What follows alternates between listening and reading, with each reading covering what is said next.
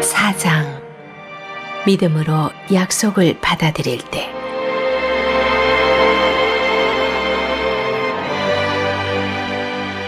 그러므로 하나님 안에서 안식을 주겠다고 하신 그 약속이 우리를 이끌어서 그분이 세우신 목표로 데려가는 동안 우리 중에 자격을 잃는 사람이 없도록 조심하십시오. 우리가 받은 약속과 광야에 있던 그들이 받은 약속은 똑같은 것입니다. 그러나 그 약속이 그들에게 조금도 유익이 되지 못한 것은 그들이 그 약속을 믿음으로 받아들이지 않았기 때문입니다. 하지만 그 약속을 믿는 우리는 안식을 경험할 것입니다. 이것은 믿음 없이는 되지 않습니다. 하나님께서 하신 말씀을 기억하십시오. 나는 너하여 맹세하며 말했다. 그들은 가고자 하는 곳에 이르지 못하며 결코 안식하지 못할 것이다. 하나님께서는 창세전에 이미 하실 일을 다 마치셨음에도 이런 맹세를 하신 것입니다. 성경에 하나님께서 자기 일을 다 마치시고 일곱째 날에 쉬셨다고 했으나 다른 구절에는 그들은 결코 안식하지 못할 것이다 라고 했습니다. 이 약속은 아직 성취된 것이 아닙니다.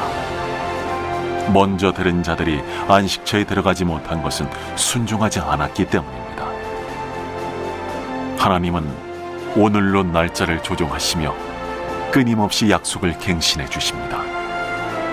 이것은 처음 초대장을 보내시고 나서 수백 년이 지난 후에 다윗의 시편을 통해 하신 말씀과 같습니다. 오늘 너희는 귀 기울여 들어라.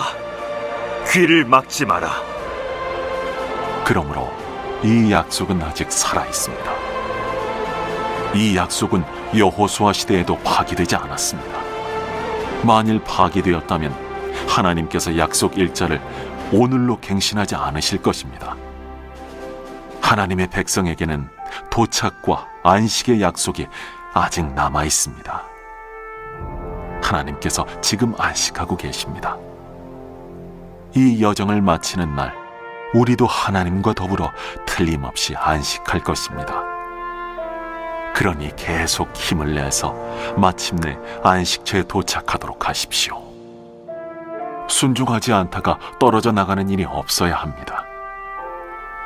하나님께서는 말씀하신 것을 반드시 지키시는 분입니다. 그분의 말씀은 이루어집니다. 그분의 능력 있는 말씀은 수술용 메스처럼 날카로워서 의심이든 변명이든 무엇이나 갈라내고 우리 마음을 열어서 귀 기울여 듣고 순종하게 합니다. 하나님의 말씀이 꿰뚫지 못할 것은 아무것도 없습니다. 아무리 발버둥 쳐도 우리는 하나님의 말씀에서 달아날 수 없습니다.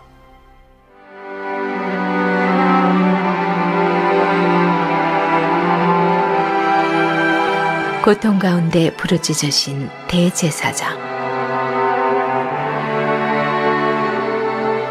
이제 우리에게는 하나님께 자유롭게 나아갈 수 있는 위대한 대제사장 예수가 계십니다. 그러니 그분을 놓치는 일이 없어야 하겠습니다. 그분은 우리의 현실에 무관심한 제사장이 아니십니다. 그분은 연약함과 시험, 온갖 고난을 다 겪으셨지만 죄는 짓지 않으셨습니다.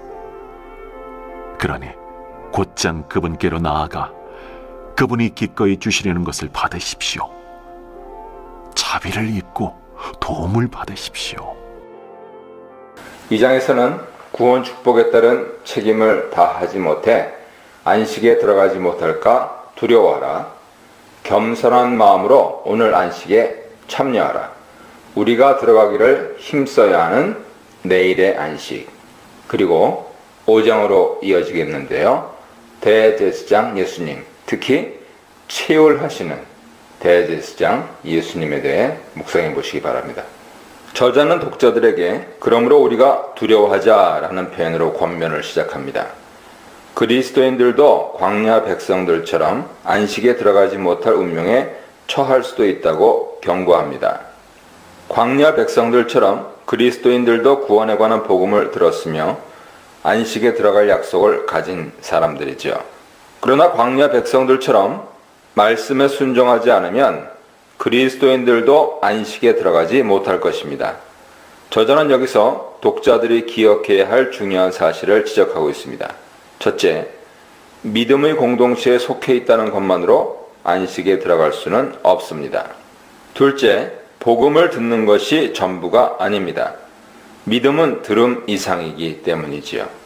이미 앞서 3장에서 믿는 것과 순종하는 것을 동일한 것으로 간주했던 저자는 이제 독자들이 복음에 어떻게 반응하는 것이 옳은지 설명합니다. 광야 백성들 중에서 절대 다수가 안식에 들어가지 못했다는 사실은 그리스도인들에게 매우 심각한 경고의 말씀이 되지요.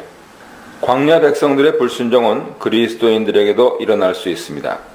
독자들에게 그것은 단지 가능성이 아니라 매우 현실적인 문제로 다가오고 있었습니다. 핍박에 직면하여 믿음으로 반응하지 못하고 떨어질 수도 있었기 때문이지요. 저자는 안식이 약속으로 남아있다고 말한 후에 이어서 안식은 현재 들어갈 수 있는 어떤 것이라고 말합니다. 믿는 우리들은 안식에 들어가고 있다. 이것은 독자들에게 안식을 새롭게 이해하도록 인도합니다. 안식은 미래에 주어질 약속으로만 남은 것이 아니라 현재 일이죠. 실제입니다. 사실 광야 백성들에게 그들이 내 안식에 들어오지 못할 것이라 하시면서 안식이 미래에 주어질 약속인 것처럼 말했지만 사실 그것은 이미 하나님이 세상을 창조하신 때부터 이루어진 것이었죠. 이것은 안식을 장소라고 하는 공간 개념에서 그 관점에서 이해할 것이 아니고 상태, 시간 관점에서 이해하도록 돕고 있는 것입니다. 저자는 본격적으로 우리에게 약속으로 남아있는 안식은 바로 하나님 창조의 안식으로 들어가는 것이라 설명합니다. 하나님은 창조 사역을 마치신 후에 제7일에 안식하셨죠. 하나님 창조는 가장 이상적인 상태로 완성되었습니다. 이것은 하나님 뜻의 완전한 성취고 하나님의 만족하심이지요. 저자는 가나안 안식과 창조의 안식을 연결함으로써 가나안 안식이 궁극적으로 추구하는 것은 다름 아닌 하나님 창조 안식에 들어가는 것이라고 말하고 있는 것입니다. 저자는 안식에 들어갈 약속이 그리스도인들에게도 남아있다는 사실을 시편 95편 11절을 인용해서 설명합니다. 저희가 내 안식에 들어오지 못할 것이라 하였으니 왜 저자는 이 말씀을 상기시킵니까? 두 가지 의미가 있는데요. 첫째, 광야 백성들이 안식으로 들어가지 못했으니까 안식으로 들어갈 약속이 여전히 남아있다는 점. 둘째, 광야 백성들이 불순종하여 안식에 들어가지 못했던 것처럼 그리스도인들도 불순종하면 안식에 들어가지 못한다 하는 그 말씀을 하고 싶은 겁니다. 저자는 3절에서 믿는 자들이 안식으로 들어간다고 했습니다. 그런데 이제 광야 백성들이 안식에 들어가지 못한 이유를 설명하면서 그들은 순종치 아니함으로 들어가지 못했다고 말합니다. 순종치 아니함은 또한 마음을 완악하게 가지는 것과 같은 것이죠. 그러므로 독자들은 안식으로 들어가기 위해서 더 이상 광야 백성들이 했던 불순종 행위를 반복해서는 안 됩니다. 저자는 다시 믿는 것과 순종하는 것을 동일한 것으로 설명하고 있는 것입니다. 순종치 않는 것은 믿지 않는 것이고 그것은 곧 마음이 완악한 것입니다. 여호수아는 광야 백성들을 가나안으로 인도에 들어갔습니다. 그러나 가나안 안식은 하나님께서 약속하셨던 안식의 궁극적인 목표가 아니었죠. 그것은 단지 종말론적인 참된 안식을 지향하는 모형과 그림자로 주어졌습니다. 따라서 저자는 여호수아가 그들에게 안식을 준 것이 아니라고 과감하게 말합니다. 만약 여호수아가 이스라엘 백성들에게 참된 안식을 주었다면 나중에 시편 95편을 통해서 또다시 안식에 대한 약속을 하지 않았을 것입니다. 따라서 여호수아와 예수는 서로 모형론적인 관계에 있습니다. 구약의 히브리 이름인 여호수아가 헬라어로 번역되면 예수가 됩니다. 여호수아는 그 백성들을 가나안으로 인도에 들어갔습니다. 그런데 둘째 예수, 그리스도는 그의 백성들을 천상 가나안으로 인도하십니다. 그러므로 구약 예수 여호수아는 참된 안식으로 인도하는 예수 그리스도의 예표가 됐지요. 저자는 그리스도인들에게 약속된 참된 안식을 가리켜서 사바티스모스라고 합니다. 이것은 하나님께서 창조 후 안식하셨던 것을 가리키는 것으로서 제7일의 안식일 혹은 안식일의 안식이라고 번역할 수 있죠. 그리스도께서는 우리를 하나님께서 천지 만물을 가장 이상적인 상태로 창조하신 후 스스로 만족하시며 쉬셨던 바로 그 안식으로 인도하시는 겁니다. 그리스도께서는 우리를 앞서서 먼저 약속된 그 안식으로 들어가셨습니다. 히브리서 6장 19절 20절 보세요. 그리고 믿는 자들은 그리스도를 따라 그 안식으로 들어가 쉼을 얻습니다. 그러면 어떻게 그 안식으로 들어갈 수 있습니까? 저자는 다시 광야 백성들의 예를 통해 설명합니다. 광야 백성들이 순종치 아니함으로 안식에 들어가지 못했듯이 그리스도인들도 순종하지 않으면 안식에 들어가지 못하게 될 것이다. 순종으로 안식에 들어간다는 이 표현은 3절에서 말한 믿음으로 안식에 들어간다는 표현과 균형을 이루고 있죠. 믿는 것과 순종하는 것은 같은 것입니다. 순종은 보이지 않는 믿음의 가시적인 형태인 것이죠. 한글 성경에는 번역되어 있지 않지만 12절은 왜냐하면 까르라는 접속어로 시작합니다. 이것은 11절과 12절의 논리 연관성을 설명하는 것으로서 12절은 11절의 권면에 대한 이유와 근거를 제공하고 있습니다. 즉 우리가 광야 백성의 불순종의 본을 따르지 말고 안식에 들어가기 위해 힘써야 하는 이유는 바로 12절에서 설명하는 말씀의 능력과 속성 때문입니다. 저자는 하나님 말씀의 세 가지 속성에 대해 설명하는데요. 첫째, 말씀은 살아있고 효과적으로 역사하는 역동적 능력이 있습니다. 둘째, 말씀은 인간의 홍과 영과 골수를 찔러 쪼개기까지 하는 날카로운 관찰력과 통찰력을 가지고 있습니다. 셋째, 말씀은 인간의 마음 깊숙이 숨겨져 있는 생각과 의도를 살피고 판단합니다. 이러한 속성은 말씀의 심판하시는 능력을 가리키죠. 말씀은 우리에게 진실하고 온전한 순종을 요구하십니다. 그 말씀 앞에서 우리의 거짓이나 위선은 통하지 않지요. 말씀은 단지 겉으로 드러난 우리의 행위만을 가지고 판단하지 않으시고 마음속에 숨겨진 의도까지 살피시고 판단하십니다. 우리의 모든 것은 말씀 앞에서 벌거벗은 것 같이 드러날 수밖에 없으므로 오직 진실한 믿음으로 복음에 순종하는 것만이 우리가 안식으로 들어갈 수 있는 길이 됩니다. 14절입니다. 이 구절은 구조적으로 3장 1절과 연결되어 있습니다. 3장 1절에서도 예수는 대제사장으로서 우리의 믿는 도리가 되신다고 말했습니다.